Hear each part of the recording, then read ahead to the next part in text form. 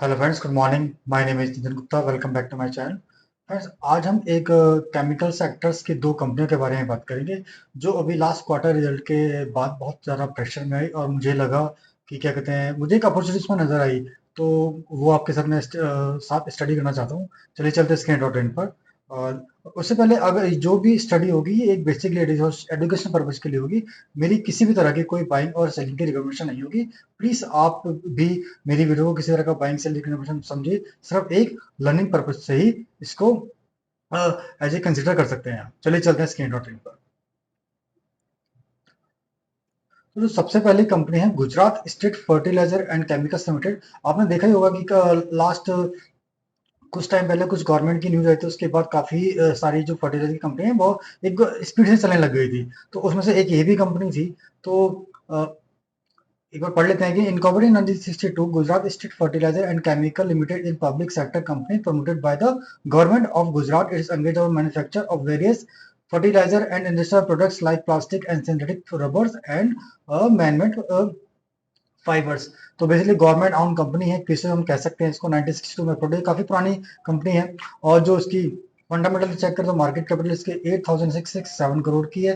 Stock पे 11.6 का है, आरओसी 13.4 है। लास्ट 12 मंथ का जो प्रॉफिट है 1039 है। और प्रमोटर होल्डिंग 37.8% है और इंडस्ट्री भी 27.6 है। करंट प्राइस 218 का है, बुक वैल्यू 307 की है। यही मैं आपको दिखाना चाहता हूँ, बुक वैल्यू इनकी 307 है और बुक वैल्यू से काफी स्टॉक नीचे आ गया है। आरओई 10.9% की है। प्राइसिंग परसेंट कोई है नहीं, हाई प्राइस ऑल टाइम 322 का है जो ने रिसेंट ही बनाया था। और जो 52 वीक का लोएस्ट 116 है और हाई 322 का था। डिविडेंड कंपनी बहुत अच्छा दे दी है, 4.60 है। फेस वैल्यू 2 का है। डेट तो गड्डी कोई है नहीं, मतलब ना कोई कर्जा है ना, और ना ही कोई शेयर प्लेजिंग हो रखा है। अब क्वार्टरली रिजल्ट में चलते हैं। तो दिसंबर में जो लास्ट ईयर इनके क्वार्टरली रिजल्ट थे दिसंबर के, वो 3421 की इनकी सेल हुई थी। और इस बार जो घटकर जो सेल आई वो 1943 की इन्होंने वाली, इनकी काफी सेल काफी कम हो गई। और जो उनका नेट प्रॉफिट लास्ट दिसंबर में था 408 करोड़ का था, और इस बार वो घटकर 112 करोड़ का हुआ। तो सेल भी कम हुई और यहाँ पे आप देखो ऑपरेटिंग प्रॉफिट मार्जिन जो 10% का था वो 5% का ही रह गया। और उससे पहले भी लगातार दो क्वार्टर में भी 7% का ही ऑपरेटिंग प्रॉफिट मार्जिन आया था। तो लगातार 3 क्वार्टर थोड़ा प्रेशर हुआ और इस क्वार्टर का जो रिजल्ट था, रिजल्ट में काफी नेट प्रॉफिट में काफी ज्यादा की गिरावट दिखे। इस वजह से ये स्टॉक थोड़ा प्रेशर में आया और उसी तब से ये डाउन आना शुरू हुआ। अब इनके एक ईयरली रेट उसकी बात करता हूँ। जो ईयरली इनकी 12 से उनकी सेल्स है 5295 करोड़ से बढ़कर 9403 करोड़। उससे पहले 11290 करोड़ की भी हुई और 758% प्रॉफिट बढ़कर 1293 का हुआ। और अभी लास्ट ईयर का, अभी जो लास्ट क्वार्टर का प्रॉफिट की कमाने की वजह से ये 744 नजर आता है हमें। उससे पहले लगातार यहाँ पे ग्रोथ अच्छी नजर आती है। 758, 518, 342, 401, 409, 420, 470, 494, 19, 48, ये कोविड का टाइम था। उसके बाद 418, 891, 1293, लगातार 3 साल से अच्छा ये कंपनी लगातार अपने प्रॉफिट में अच्छा खासा जंप, जब यहाँ से 100% हुआ फिर यहाँ से 50% की जंप ली। इस बार थोड़ा सा ये ऑपरेटिंग प्रॉफिट मार्जिन की वजह से थोड़ा सा प्रेशर में आया। बैलेंस शीट की बात करें तो 80% इनके पास अपना है। और इनके पास जो रिजर्व है वो 12,158 करोड़ का है। और फिक्स एसेट 2501 करोड़ के हैं। और CWIP 260 करोड़ का है और इन्वेस्टमेंट इनका 5597 करोड़ का है। तो यहाँ पे अगर आप देखो, इनके पास अपना और 5 to 7, 8, 8 और 12, ऑलमोस्ट 20,000 से ऊपर करोड़ इनके पास बैलेंस शीट में अपना पैसा नजर आता है। और जो इनकी करंट मार्केट कैप है वो ओनली 8,607 करोड़ की है। हाँ, तो ये एक अंडर वैल्यू कंपनी में हम इसको कंसिडर कर सकते हैं कि कम से कम ऐसी कंपनियां बुक वैल्यू से नीचे बहुत दिन तक रहा नहीं करती, तो अब ऊपर जाती जाती हैं। और प्रमोटर होल्डिंग अगर देखें तो 37.84 प्रमोटर के पास है। प्रमोटर हमारी गुजरात स्टेट इन्वेस्ट लिमिटेड ही है, जो गुजरात के गवर्नमेंट के अंदर ही आती है। और FII 19.82% है। और DII की होल्डिंग जो है 3.65% है। और गवर्नमेंट की होल्डिंग अपनी 5.65% है। गवर्नमेंट ने भी इसमें होल्डिंग की हुई है, JNFC और ये जो जो तीन कंपनी के रूप में, तीनों ही गवर्नमेंट की कंपनियां हैं। और जो जनरल पब्लिक के पास जो होल्डिंग है वो 33.04% की है। तो काफी हद तक जो होल्डिंग है वो स्ट्रॉन्ग हैंड में ही है, गवर्नमेंट के पास भी है। अब एक बार टेक्निकल चार्ट की देख लेते हैं। यहाँ पे एक पैटर्न फॉर्म हुआ था बहुत पहले, ये वाला पॉट। और इसी रेंज का जो ये कप विद हैंडल का पैटर्न बना था और इसी रेंज का ब्रेकआउट भी हुआ था। ब्रेकआउट के बाद स्टॉक ने चलना भी शुरू किया था। तो एक बार इस पैटर्न को मैं ड्रॉ कर देता हूँ। ये कप और ये हैंडल ब्रेकआउट हुआ, रीटेस्ट किया, फिर चलना शुरू किया। तो जनरली इस तरह के जो पैटर्न बनते हैं सेकंड में वो फेल नहीं हुआ करते हैं।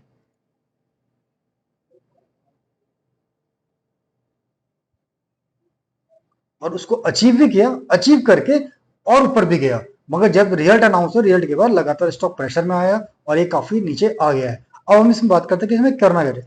अब देखो, अच्छी कंपनी है और जो इसकी बुक वैल्यू 307 की है, तो अगर हम बुक वैल्यू तक भी जाएंगे,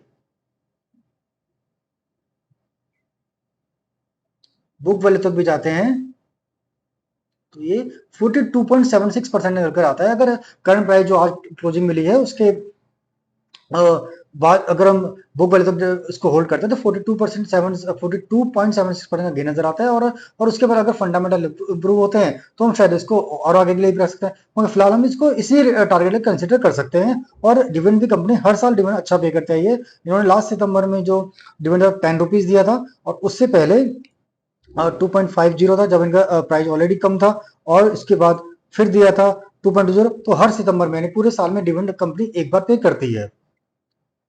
तो एक स्टॉक तो ये हुआ, ठीक है। और एक जो था, एक दूसरा सेक्टर है, सेम सेक्टर की दूसरी कंपनी है जेएनएफसी। जेएनएफसी भी Gujarat Narmada valley fertiliser and chemicals limited is a joint sector enterprise promoted by the Gujarat State Investment Limited, a government of Gujarat undertaking, and the Gujarat State Fertilizer and Chemical Limited. The company was set up in Bharuch in 1976, which is manufacture and marketing operators work. तो basically जो इसके वहां पे promoter थे ना, आपने देखा होगा गुजरात इन्वेस्टमेंट लिमिटेड। जब हमने यहाँ पे जेएसएफसी में हम गए थे, तो यहाँ पे promoter Gujarat estate investment limited है, वही इसके भी प्रमोटर है। तो सेम प्रमोटर दो कंपनियों में है, सेम प्रमोटर दो कंपनियों के हैं। तो अब इसका देखें, मार्केट कैप 9,265 करोड़ का है, स्टॉक पी 13.4 की, आरओसी 22.9% का है, लास्ट में का जो प्रॉफिट है 921 का है, प्रमोटर होल्डिंग 41.3% है, इंडस्ट्री पी 33.8 है, करंट प्राइस 631 का है, बुक वैल्यू 594 का है। ये बुक वैल्यू से नीचे नहीं है, बट ये बुक वैल्यू के पास है, ये बुक वैल्यू से बहुत ज्यादा दूर नहीं है। जो 52 वीक का लो था 484 था, और हाई 815 का है। डिविडेंड कंपनी अच्छा पे करती है 4.75, फेस वैल्यू 10 की है, और डेट टू इक्विटी बहुत जरा सा ये 0.02 है, जो कि मैनेजेबल ही नजर आता है। इनके क्वार्टर रिजल्ट देखते हैं जरा। इनके जो इसके जो क्वार्टर रिजल्ट है, वो दिसंबर के 2673 की जो उनकी सेल थी, वो घटकर 2080 की लगभग 30% की डी ग्रोथ नजर आई, और नेट प्रॉफिट जो 3 to 4 करोड़ का आया था, वो कुल 95 करोड़ का रह गया। बट अच्छी बात यह है कि प्रॉफिट हुआ माइनस में नहीं गया। ऑपरेटिंग प्रॉफिट देखो यहाँ पे जो 16% था, वो घटकर 4% ही रह गया। अगर 16% होता तो प्रॉफिट उतना कम नहीं होता, मगर लगातार वो 2 क्वार्टर से 3 क्वार्टर से वो नजर आता है। ऐसी कंपनियां, जब अच्छी कंपनियां होती हैं, वो बेसिकली इवेंट बेस, जब ऐसा कुछ इवेंट हो तभी हमें मौका मिलता है उसमें पोजीशन बनाने का। अब इसके जो लास्ट ईयरली ग्रोथ देखे तो 3862 करोड़ से बढ़कर जो इनकी सेल हुई थी, वो 10,227 करोड़ की हुई, और 284 करोड़ से नेट प्रॉफिट भी बढ़कर 1464 का हो गया था। इस बार का जो हुआ तो वो 692 का रह गया, क्योंकि वो ऑपरेटिंग प्रॉफिट मार्जिन का थोड़ी सेल भी कम है। और उससे पहले आप देखो 1704 का भी इन्होंने टच किया था 2012 के अंदर। तो लगातार 3 साल से इनकी अच्छी खासी ग्रोथ हमें नजर आती है। उससे पहले जरूर कंपनी रेंज में थी, मगर फिर लगातार 22 में 499 जो कोविड की वजह था, उसका 689, फिर 705, फिर 1464 का हुआ। अब बैलेंस शीट में चलते हैं। तो बैलेंस शीट में आप देखोगे तो 155 करोड़ का इक्विटी कैपिटल है, और रिजर्व इनके पास 8568 करोड़ का है, और इनके पास जो फिक्स एसेट है 3362 करोड़ के हैं, और सी डब्ल्यू 186 का है, और इन्वेस्टमेंट 3127 का है। तो देखोगे तो 3 11 3 14 ऑलमोस्ट 15,000 करोड़ के आसपास ये नजर आता है। और जो मार्केट कैप है ओनली 9,265 करोड़ के। दोनों ही कंपनी मुझे बैलेंस शीट के अकॉर्डिंग जो इनके पास अपना है पैसा है, उसके कारण अंडर वैल्यू ही नजर आती है, जेएसएफ से भी और जेएनएफ से भी। अब एक बार चलते हैं शेयर होल्डिंग पैटर्न में। तो 41.30 प्रमोटर के पास है। प्रमोटर कौन है इसके? गुजरात स्टेट इन्वेस्टमेंट लिमिटेड, और साथ में गुजरात स्टेट फर्टिलाइजर के पास भी कंपनी 90.86 की जा रही, जो हमने इससे पहले अभी कंपनी हमने एनालिसिस की थी, उसकी भी हिस्सेदारी अलग से इसमें नजर आती है। यानी ये स्टॉक अगर चल रहा है तो इसका बेनिफिट उस स्टॉक को भी मिलेगा ही मिलेगा। तो दोनों कंपनियां एक दूसरे से कनेक्टेड ही हैं। और एफआई के पास जो 10% की हिस्सेदारी का भी हुआ करती है 21 में 3 साल के अंदर उन्होंने अपनी सैलरी को डबल कर दिया है। और डीआई के पास 11.23 थी, यहाँ डीआई ने थोड़ा सा कम किया है, जो पब्लिक के पास 37.54 हुआ करती थी वो घटकर 31% रह गई है। इसमें अगर हम देखते हैं तो 31% है, कोई और नजर नहीं आती है। अब एक बार टेक्निकल इसका चार्ट देखते हैं।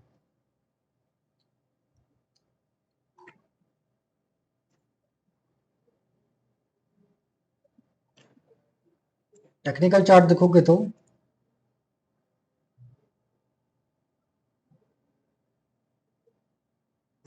एक पैटर्न तो ये बन रहा है जो कि अभी कंप्लीट नहीं हुआ, ये कप विद हैंडल का पैटर्न ही बनेगा।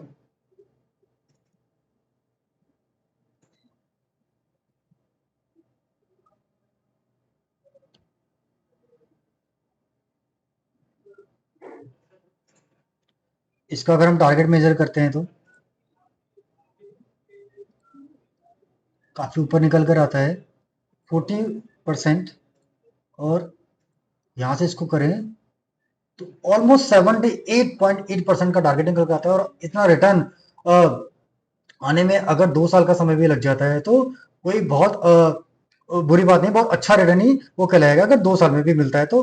बट जिस तरह का फर्टिलाइजर में गवर्नमेंट का फोकस है, मुझे नहीं लगता कि ये स्टॉक वापस से इतना मुश्किल हो सकता है। एक क्वार्टर में थोड़ा सा एक क्वार्टर लगे इसको इंप्रूव होने में, 1-2 क्वार्टर लगे, उसके बाद जैसे रिजल्ट ऊपर आता है क्योंकि बाकी सब अच्छा है, सिर्फ ऑपरेटिंग प्रॉफिट मार्जिन की वजह से ही स्टॉक प्रेशर में आया और उसकी वजह से स्टॉक डाउन गया। जैसे ऑपरेटिंग प्रॉफिट प्रॉफिट मार्जिन इनके इंप्रूव होते हैं, वापस से इस तरह की ये वापस से चलना शुरू कर देगा। आप देखो डिविडेंड ये कंपनी भी देती है।